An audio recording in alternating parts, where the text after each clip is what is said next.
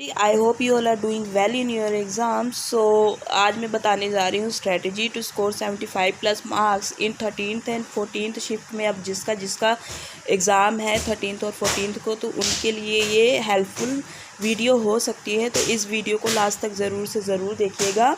और आवाज़ के लिए सॉरी, थोड़ा मेरा गला बैठा हुआ है। एक्चुअली एग्ज़ाम जब मेरा था आरआरबी क्लर्क का, उस दिन बारिश बहुत ज़्यादा हो रही थी, तो इसी करके तबीयत थोड़ी ख़राब हो गई है, बुखार भी है और गला भी बैठा हुआ है। अब मैं बात करूं अगर आरआरबी क्लर्क के 13th और 14th के एग्ज़ाम की। मैं बता दूं कि आप 75 प्लस मार्क्स कैसे स्कोर कर सकते हैं। मैं अपना एक्सपीरियंस बताने जा रही हूं कि मैंने एग्ज़ाम कैसे अटेम्प्ट किया, तो इससे आपको हल्का फुल्का अंदाज़ा हो जाएगा और आप थोड़ा शायद आपको इससे हेल्प हो। तो चलिए मैं बताती हूँ कि मैंने कैसे अटेम्प्ट किया एग्ज़ाम। तो सबसे पहले सेक्शन आया रीजनिंग का सेक्शन। अपने एग्ज़ाम से पहले अपना जो टाइम बचता है, जब आप वहाँ पर टेबल और चेयर होता है, जब आप चेयर में जाकर बैठते हैं, तो वहाँ पर आपको अपने माइंड को बिल्कुल रिलैक्स रखना होगा। आप बिल्कुल अपने माइंड को रिलैक्स रखेंगे, आप ये सोचेंगे कि नहीं हमारा एग्ज़ाम सही जाएगा। और एक बात और, आप ये सोचकर बिल्कुल मत जाइएगा कि आपको रीजनिंग में इतने अटैम्प्ट करने हैं, क्वांट में इतने अटैम्प्ट करने हैं। स्ट्रैटेजी अटैम्प्ट की बनाकर मत जाइएगा कि नहीं हम, क्योंकि उसमें फिर आपके दिमाग में प्रेशर रहेगा कि अरे इतने अटैम्प्ट करने हैं। स्ट्रैटेजी बिल्कुल भी मत ऐसे दिमाग में बिठाइएगा कि हमें कितने अटैम्प्ट करने, बस अपने माइंड को रिलैक्स रखिएगा कि नहीं एग्ज़ाम अच्छा होगा। रीजनिंग की पहले मैं बात करूं कि मैंने रीजनिंग में सबसे पहले ही मैंने क्वेश्चंस ऐसे ही बिल्कुल लाइन वाइज, जैसे कि फर्स्ट क्वेश्चन था एंड सेकंड, लेकिन उसमें मैं क्या करती हूँ कि लाइन वाइज ही करती हूँ। लेकिन जो वर्ड फॉर्मेशन वाला क्वेश्चन हो गया, ये जो क्वेश्चन जिनमें और एक और होता है जिसमें होता है कि बैकवर्ड और फॉरवर्ड में आपको देखना है कि इंग्लिश अल्फ़ाबेटिकल सीरीज़ में सेम आता है या फिर कितने जो बीच में नंबर जो आते हैं वो सेम आते हैं या नहीं, वो वाला जो क्वेश्चन है। ऐसे क्वेश्चंस मैं लास्ट के लिए रखती हूँ क्योंकि उसमें मुझे पता है कि उसमें टाइम लगता है। सबसे पहले लाइन वाइज पज़ल वगैरह भी मैं स्टार्टिंग से ही, अगर पज़ल भी आ गई वो भी मैं स्टार्टिंग से कर लेती हूँ। लेकिन अगर आपको किसी भी पज़ल में अभी से भी लग रहा है कि आपको टाइम लगता है, प्रॉब्लम है, तो उसे लास्ट के लिए रखिए। इजी पज़ल्स पहले कर लीजिए। सबसे पहले मैं बात करूं कि मैं फर्स्ट नंबर के क्वेश्चन से ही स्टार्ट करती हूं। फर्स्ट नंबर का क्वेश्चन जो था वो वर्ड फॉर्मेशन का ही था, तो इसीलिए मैंने उसे स्किप किया सबसे पहले। एंड सेकंड नंबर के क्वेश्चन में चली गई, उसे मैंने देखा तक नहीं। हाँ, मुझे ये पता लग गया कि वो वर्ड फॉर्मेशन का है, तो उसे मैंने स्किप किया क्योंकि मुझे पता था कि उसमें टाइम लगेगा एंड टाइम भी वेस्ट होगा। तो सेकंड नंबर का जब मैंने क्वेश्चन आया मेरा, तो उसमें था कि सीधे इनइक्वालिटी के 2 क्वेश्चंस आ गए, उसके बाद सेलोक्स के क्वेश्चंस आ गए, उसके बाद पज़ल आई, उसके बाद फिर शायद 1 या 2 इनइक्वालिटी के क्वेश्चंस थे। तो ऐसे करते करते मैं लास्ट के क्वेश्चंस तक पहुंच गई और बीच में एक और जो बैकवर्ड फॉरवर्ड वाला क्वेश्चन था उसे स्किप किया। एंड मैंने लास्ट में 3 क्वेश्चंस, जो यही वर्ड फॉर्मेशन वाले जो 3 क्वेश्चंस थे, उन्हें मैंने स्किप किया जिनमें मुझे पता था कि टाइम लगेगा।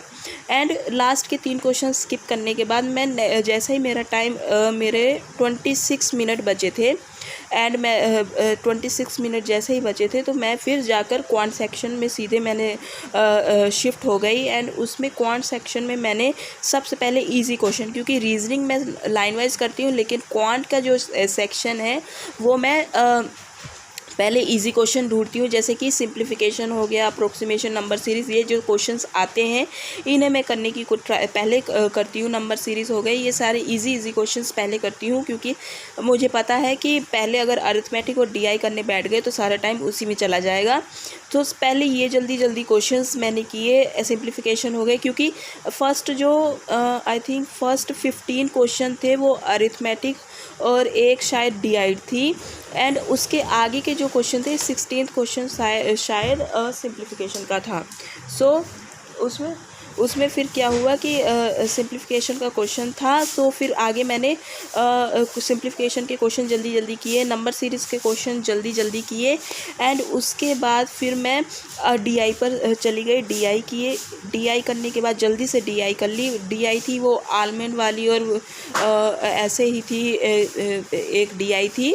एंड उसे करने के बाद फिर क्या हुआ था एक्चुअली कि मुझे लगा कि मैंने जब फिर जब ये डीआई लास्ट मतलब क्वेश्चन डीआई वाला ही था, 5 क्वेश्चन थे डीआई के। उसके बाद जब नंबर 1 क्वेश्चन में गई तो मैंने फिर आगे आगे स्किप करना स्टार्ट किया, देखना स्टार्ट किया कि कौन से क्वेश्चन मैं पहले करूँ। तो मैं देख रही थी एंड फर्स्ट 7 क्वेश्चन मैंने देखे तो मैंने सोचा अरे शायद 2 डीआई आई थी, डीआई कहाँ चली गई। फिर मुझे वो डीआई, फिर आगे मैंने टाइम वेस्ट नहीं किया, मुझे लगा कि डीआई सिर्फ एक ही आई है क्या। तो फिर मैंने सीधे क्या किया कि मुझे लगा अरे इतने सारे अरिथमेटिक के क्वेश्चन आ गए क्या। तो फिर मैंने क्या किया कि मुझे जल्दी जल्दी, मैंने कुछ नहीं सोचा, मैंने अरिथमेटिक के क्वेश्चन ही ढूंढने स्टार्ट कर दिए कि कौन कौन से क्वेश्चन मैं करूं। तो फिर वो डीआई मुझे मिली ही नहीं। 1 से 7 क्वेश्चन मैंने ढूंढे एंड उसके बाद जल्दी जल्दी मैंने अरिथमेटिक के क्वेश्चन करने स्टार्ट कर दिए एंड फिर अरिथमेटिक के जो क्वेश्चन मुझसे होते गए जल्दी जल्दी अरिथमेटिक के क्वेश्चन किए, जिन्हें मुझे कॉन्फिडेंस था कि हाँ ये वाले टॉपिक मेरे क्लियर हैं, ये जल्दी जल्दी हो जाएंगे।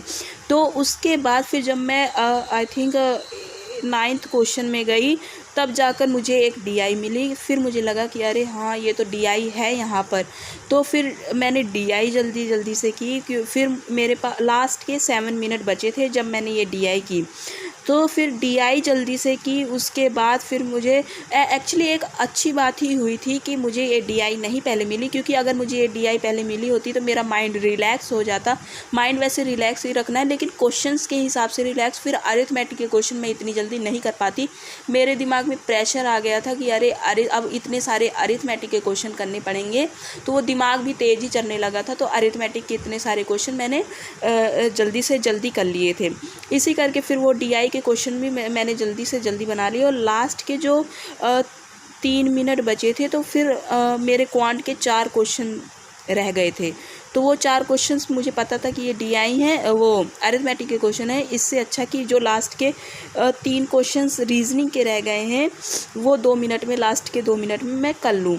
तो मैंने रीजनिंग में फिर से स्किप किया एंड उसके बाद रीजनिंग के मैंने 2 क्वेश्चन किए। एंड जो फर्स्ट वाला क्वेश्चन था जो कि था कि आपको वर्ड मीनिंग निकालना था कि ये वर्ड है, आपको इससे देखना है कितने वर्ड फॉर्म हो रहे हैं। सो ये वाला क्वेश्चन मुझे कन्फ्यूज़न थी कि इसमें 2 हो रहे हैं फॉर्म या 1 हो रहा है, इसलिए फिर मैंने उसे नहीं किया।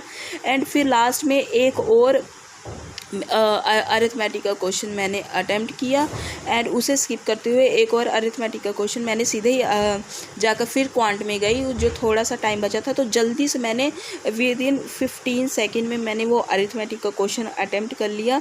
तब जाकर मेरा थोड़ा सा वो हुआ कि चलो 75 क्वेश्चंस तो अटेम्प्ट हो ही गए हैं। तो फिर मैंने 39 क्वेश्चन मैंने रीजनिंग में अटेम्प्ट किए और 36 क्वेश्चन मैंने क्वांट में अटेम्प्ट किए और ऐसे जाके मेरे 75 क्वेश्चंस अटेम्प्ट हुए।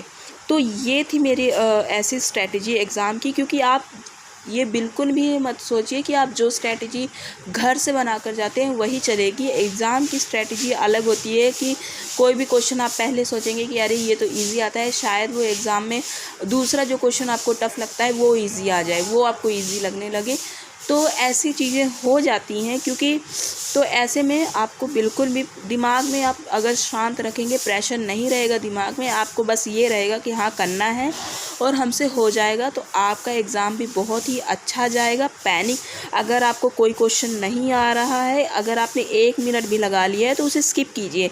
स्किप करना बहुत ज़्यादा ज़रूरी है। अगर आपने उसे स्किप किया तो आप जो अगला 1 मिनट उसी क्वेश्चन पर लगाएंगे, इससे अच्छा आप 1 मिनट में और क्वेश्चंस कर लेंगे। और अपने दिमाग को, अगर कोई क्वेश्चन आपसे नहीं बन रहा है तो दिमाग को फिर भी अपना शांत ही रखिए, वो भी सही रहेगा। क्योंकि आप अगले क्वेश्चन जो हैं वो अच्छे से कर पाएंगे। तो ये स्ट्रेटजी अगर आप अपनाएंगे तो आई थिंक कि आपके 75 प्लस स्कोर तो ज़रूर से ज़रूर ही होंगे।